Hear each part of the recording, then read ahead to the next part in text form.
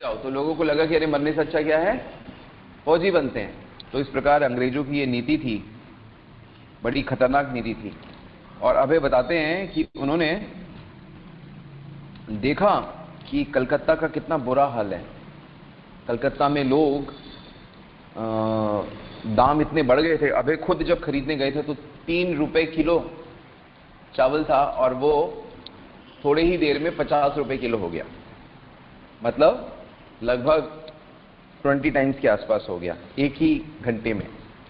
लेकिन अभय कहते कि उन्होंने ये नोट किया था कि जो भगवान के भक्त हैं, कहीं पे भी इतनी बुरी स्थिति में भी उन लोगों को ज्यादा परेशानी नहीं हुई, क्योंकि कृष्ण सभी भक्तों का ध्यान रखते हैं। जैसे तैसे अभय ने भी अपने परिवार के लिए चीजें इकट्ठी करी और लेकिन उन्होंने देखा कि दिन ब दिन भिखारियों की संख्या सड़कों में बढ़ती जा रही है। लोग सड़क पे ही भोजन बना रहे हैं, सड़क पे ही खा रहे हैं, सड़क पे ही कितने लोगों की प्राण पखेरु हो रहे हैं।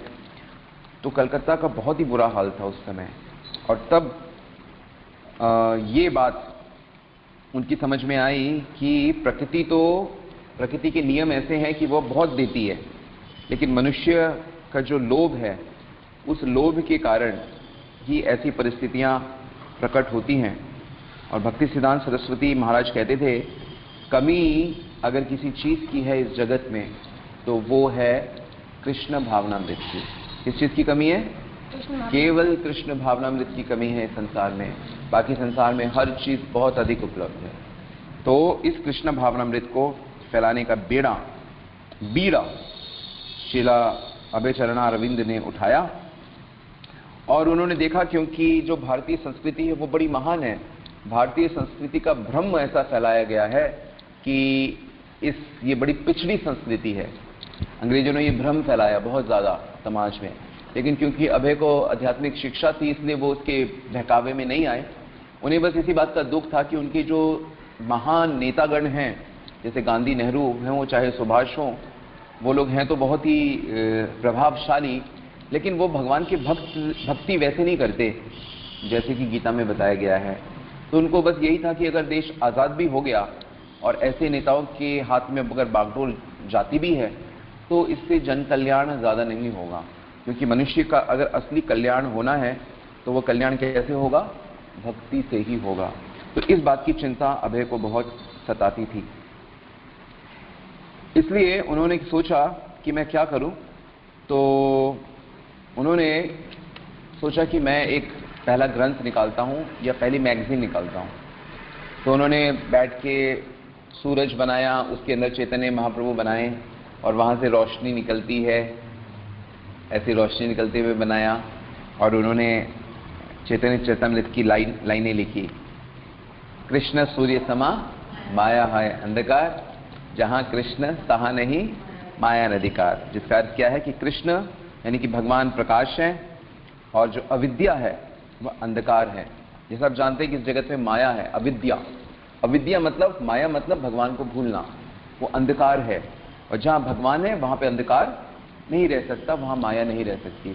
तो ये एक मूल मिशन है हमारे पूरे कृष्ण कॉन्शियसनेस का, जो प्रभुपाद ने उस बैनर्जी लेन में कलकत्ता में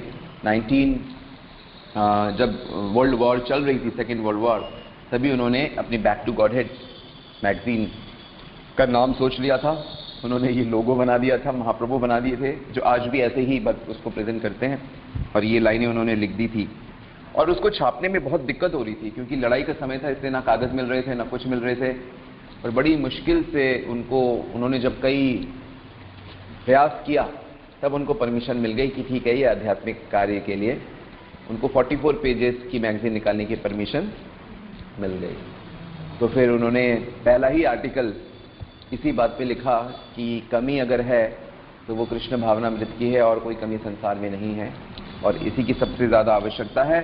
और इसके बिना मनुष्य केवल लड़ाई करेगा। और यही चीज उनके गौड़िया मठ में भी चल रही थी, क्योंकि मठ में भी तब से कई वर्षों से मुकदमे चल रहे थे। चार प्रेसें थी, 4 की 4 प्रेस बिक चुकी थी और मुकदमे चल रहे थे और इधर वर्ल्ड वॉर चल रहा था। और अभय बताते हैं कि वो जब कलकत्ता में रहते थे तो लगभग कलकत्ता खाली हो गया था। उन्होंने भी अपने बच्चों को नवद्वीप भेज दिया था और वो खुद भी जाना चाहते थे, लेकिन उनकी पत्नी ने कहा नहीं, मैं यहीं मरूंगी, मैं कहीं नहीं जाऊंगी।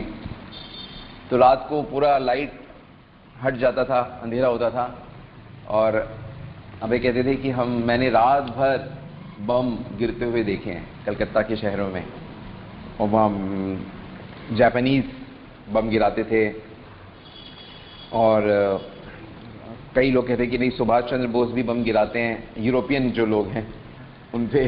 तो इस तरह का जो भी हो, कहते कि हालांकि मैं हर चीज़ को कृष्ण का रूप देखता था, लेकिन ऐसा रूप मैं नहीं देखना चाहूँगा, क्योंकि ये युद्ध का रूप बहुत ही भयानक था।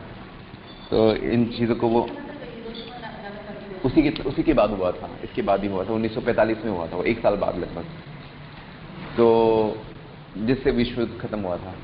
तो इस तरह बड़ा भयानक सीन उन्होंने देखा। लेकिन इन्हीं भयानक स्थितियों में अबे की जो दृढ़ता थी अंग्रेजी में प्रचार करने की, जब देखा कि कहीं कुछ नहीं हो रहा, तो स्वयं ही अकेले निर्णय लिया और ये मैगजीन उन्होंने लिखना तब से प्रारंभ कर दिया। फिर उसके आगे की घटना हम जानते हैं, कैसे मैगजीन धीरे धीरे बढ़ी। और उन्होंने भविष्यवाणी की थी कि मैं इसी दिन इसको सफल मानूंगा जिस दिन ये टाइम मैगजीन की तरह फेमस हो, पूरे वर्ल्ड में लोग इसको पढ़ें। हालांकि अभी भारत में इसका प्रचार है, लेकिन उतने लेवल पे नहीं है जितना इसका होना चाहिए।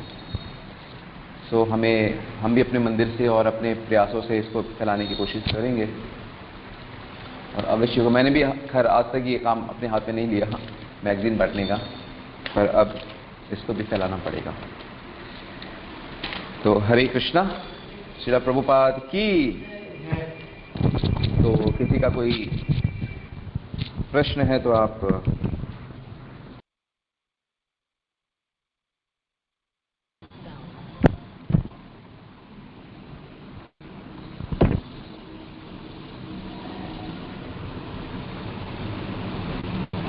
इतने में से किसी का कोई सवाल है तो आप पूछें, अन्यथा हम लोग फिर यहाँ पे रुकेंगे।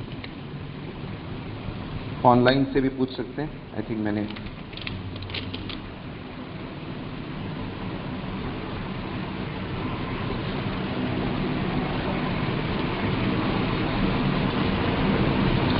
तो मुझे तो बहुत आनंद आ रहा है इस प्रभुपाद कथा में।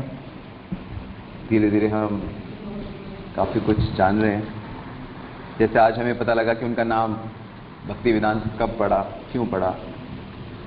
हम पीछे पता लगा था उनका नाम चरणारविंद कैसे पड़ा। इस प्रकार सुनो क्वेश्चन, ठीक है। तो हम लोग आज यहीं रुकते हैं।